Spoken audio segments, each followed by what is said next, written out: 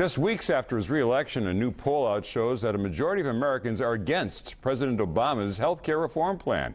22 News reporter Nicole Nalepa has reaction from voters. There's still a lot of skepticism surrounding President Obama's health care reform plan.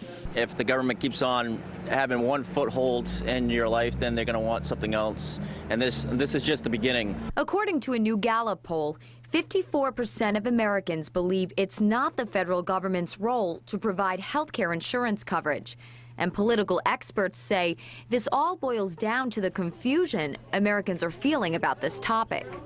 There's still a lot of questions, and there's fear. And when in doubt, the people don't. They don't vote for, they don't support. And that's one of the problems the president still faces with this right now. This is the first time in 12 years the Gallup poll has shown that a majority of Americans feel that the government should not be responsible for providing health care coverage for all Americans. In June, the Supreme Court upheld many aspects of the president's initiative.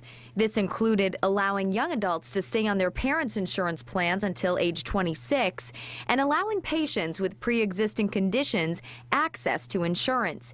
However, many voters opposed to Obamacare say they simply don't like the idea of the government making the decision for them when it comes to their health. I just think it should be the way that it's been. I think people should have a choice in their care. I don't think Obama should dictate what people have to do. It's a lot of conflicting views. I mean, I can see how a lot of people can be against it, but I mean, in the end, everyone should have good health care in this country. Clearly, this is an issue that's not over with and will most likely stay with us throughout the next Obama administration.